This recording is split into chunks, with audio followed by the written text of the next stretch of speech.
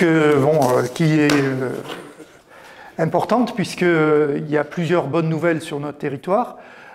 Premièrement, la venue du ministre Dussopt, c'est pour nous annoncer que nous avons été sélectionnés sur 450 communes quand même, donc c'est une preuve de reconnaissance pour Aurillac, pour accueillir un service décentralisé de l'État de publicité foncière qui serait présent à Aurillac donc en 2023, 40 à 45 familles qui vont arriver, donc avec du pouvoir d'achat, et puis surtout, ce dont on peut être collectivement fier, c'est que notre ville a été retenue parce qu'elle a été considérée comme attractive par rapport aux autres candidatures. Donc il y a 65 communes qui ont été retenues sur les 450, donc grande satisfaction pour tout le monde certainement. Hier soir, le Premier ministre a parlé. Il y avait pas grand-chose qui peuvent être déclinées sur notre territoire, si ce n'est que le virus est bien présent en France, qu'ils ont un objectif, c'est de réduire et de retrouver une vie normale très rapidement. Donc ils vont accélérer les vaccinations, les tests de dépistage, ça tout le monde en a convenu.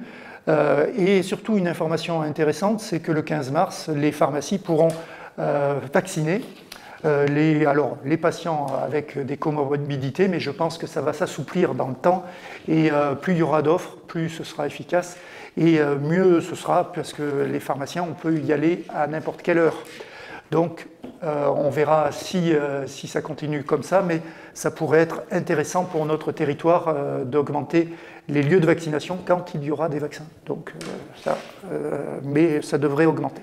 Le point sanitaire sur le GHT, hein, donc on a 29 hospitalisations contre 25, donc ça a légèrement progressé, et 6 en réanimation contre 4 personnes. Donc vous voyez, ces deux chiffres ne sont pas très bons pour notre territoire.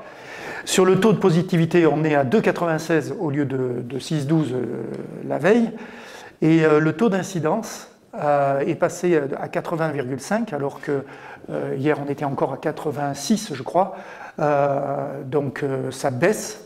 Par contre le taux national lui il progresse. Les tests salivaires, eh bien, ça va être généralisé dans toutes les écoles, alors commune d'Aurillac mais tout le département bien sûr. Dès demain, aujourd'hui, Frères Delmas vont être testés pour Aurillac, et puis après, sur les semaines suivantes, ça va s'étendre sur tous les établissements scolaires d'Aurillac, mais aussi sur tout le département, il n'y a pas à avoir d'inquiétude. Sur les vaccinations, 19 258 personnes ont été vaccinées, contre 16 045 vendredi dernier. Il n'y a pas nécessairement les 2 doses, par contre ils sont dans le circuit de vaccination, donc ils ont au moins eu une première dose.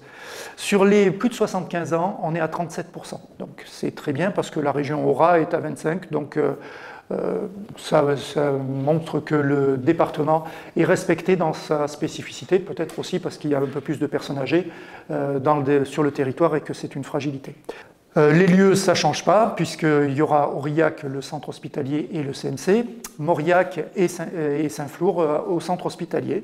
Mais maintenant, il y a aussi les médecins traitants qui peuvent vacciner et qui le font. Donc, allez-y.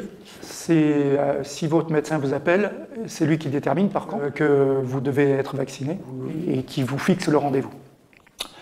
Sur l'actualité locale, il y a des bons d'achat, donc ça marche très très bien puisque quasiment 95% des bons d'achat sont revenus et ont concerné 190 commerçants. Donc vous voyez une bonne nouvelle dans l'opération de relance que nous avions fait.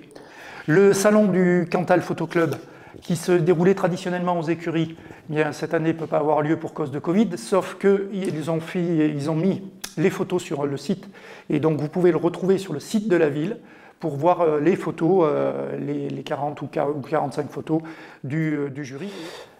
Sur le festival de la BD en ligne, alors, qui lui aussi, mais lui qui se déroulera le 12, 13 et 14 mars, de la médiathèque. Et, hier, on avait une conférence de presse. Ça va fonctionner. Alors, il y aura du présentiel, il y a du distanciel. Donc, vous regarderez, il y a une vidéo de Magali Morel, qui est vice-présidente à l'ACABA et qui vous décrit tout le système. Dans la crise Covid que nous traversons, il était important de laisser des pépites, un chemin d'espoir. Donc ce festival, c'est un chemin d'espoir. Pour les artistes d'abord, c'est une bouffée d'oxygène. Et puis surtout, il y a l'outil numérique qui peut permettre d'expliquer certaines planches. Par exemple, de mettre des tutos, des auteurs qui parlent, des professionnels qui expliquent les difficultés du secteur. Donc c'est tout un ensemble qui peut mobiliser et puis ça crée de nouveaux spectateurs. Et chaque fois qu'on peut, il faut utiliser l'outil Internet parce qu'aujourd'hui on ne peut pas avoir de spectacle. Mais demain, j'espère que les spectacles seront réouverts et que, quelles que soient les conditions, que les artistes puissent se produire et que les spectateurs puissent voir et avoir des moments de plaisir comme avant. Donc Aurillac va être au centre de la planète BD pendant 3 jours, les 12, 13, 14 mars. Et tout ça, c'est grâce à une équipe vraiment très investie, l'équipe de la médiathèque, mais aussi les services com de la CABA et tous les partenaires qui nous ont soutenus de façon opérationnelle et financière. Et je voudrais souhaiter à tous, y compris ces acteurs-là et bien sûr au public, de passer un très bon festival et de prendre beaucoup de plaisir dans ces formes inédites. Et puis dans un contexte sanitaire où la vie culturelle est empêchée en grande partie, c'est important que les actions qui peuvent avoir lieu, même si elles prennent des formes et des formats un peu nouveaux, un peu inédits, elles puissent se tenir. Je crois qu'il y a une appétence de tous en ce sens. C'est extrêmement important de maintenir le lien avec les festivaliers. Donc on a des rendez-vous en ligne, mais on peut aussi venir à la médiathèque et on peut aussi aller à la librairie Point Virgule, qui est un grand partenaire de ce festival et qui propose des planches originales. Donc les auteurs nous ont confié des planches et voilà, il faut aller voir ces planches parce que c'est une chance de les voir de visu. Et on peut aussi commander des dédicaces, donc ça auprès de la librairie Point Virgule. Et puis après, il y a tout ce qui se passe en ligne. Donc des auteurs qui expliquent leurs planches, justement, celles qu'on peut voir à la médiathèque par exemple, mais aussi des auteurs qui délivrent des conseils et qui mènent des ateliers en vidéo pour des techniques pour dessiner, apprendre à dessiner à tout âge. C'est toute l'équipe de la médiathèque qui est mobilisée. Il y a un groupe de travail qui a vraiment travaillé de façon acharnée et pendant de longs mois à réfléchir, à imaginer des nouveaux modes. La médiathèque joue tout son rôle dans le développement d'actions culturelles parce que on a besoin de créer des liens, d'amener les personnes vers la lecture et vers aussi d'autres formes d'ouverture vers d'autres arts. Et le festival BD, c'est une action qui est vraiment une action phare, mais dans un ensemble d'actions. Il y a beaucoup de travail de médiation qui sont faites. Il y a des choses qui ne se voient pas forcément dans ce festival, mais il y a aussi des actions avec les scolaires qui sont faites et on est très heureux de savoir que cette année, on va avoir des actions de la maternelle jusqu'au lycée. Il y a aussi des prix qui sont remis. Donc il y a un prix des lycéens, il y a aussi un prix du public. Et cette année, comme le reste du festival, on pourra voter en ligne. Donc tout le monde peut participer. Donc les partenaires opérationnels, la librairie Point Virgule, il y a aussi donc la ville d'Aurillac, qui notamment avec le théâtre, qui est un partenaire de toujours. Également l'atelier, l'espace public numérique de la ville, qui sera le fief en fait. C'est de là qu'on lancera à chaque fois les vidéos qui seront diffusées en direct et sur lesquelles il y aura de l'interaction avec les auteurs. Également donc le festival 10e art pour la fresque avec Julien Loïs, mais aussi le GIA théâtre qui va donc interpréter les théories du complot dans le cadre du projet Crazy Theory.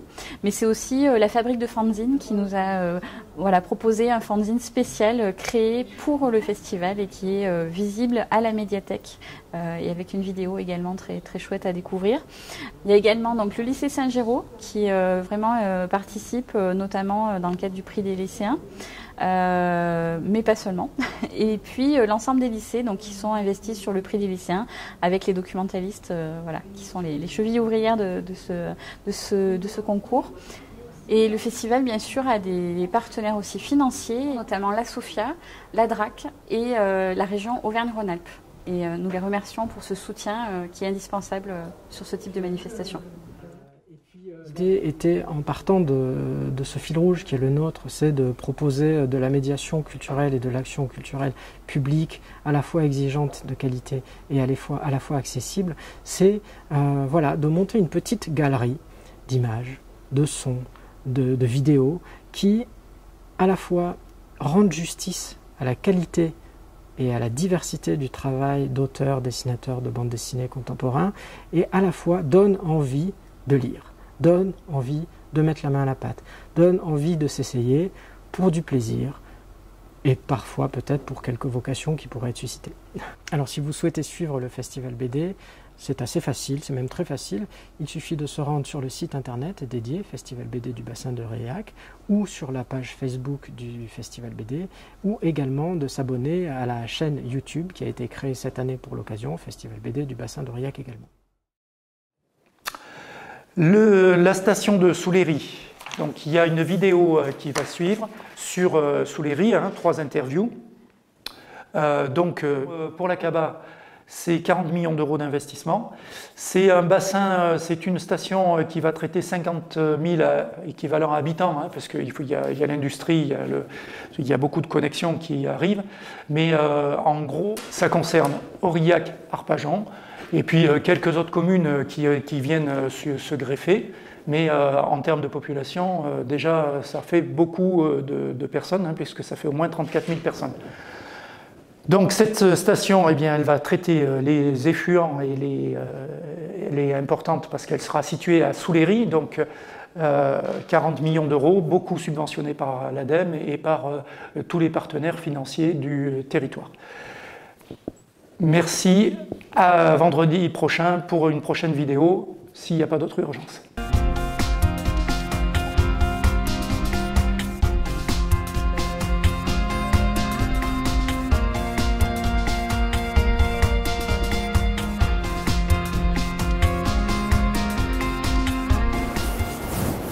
Voilà, bien bonjour, donc nous sommes sur le chantier de la steppe de Souleyry, chantier dont la première pierre a été posée exactement il y a un mois. Il s'agit aujourd'hui de rappeler les enjeux de cette opération. Au global, ce sont 40 millions d'euros investis pour rétablir dans ces normes le réseau d'assainissement et la station. La station, c'est 14 millions d'euros. Le financement est apporté essentiellement, bien entendu, par la collectivité, mais aussi par l'agence de l'eau à Dour-Garonne qui apporte 20 millions d'euros, le département 900 millions et la région 360.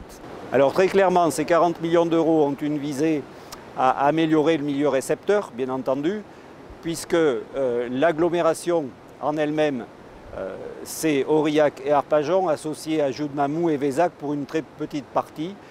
56 000 équivalents habitants au total seront gérés par cet équipement. De la sorte, cet équipement représente la station la plus importante du département. C'est assez compréhensible puisque c'est globalement un tiers des résidents du département.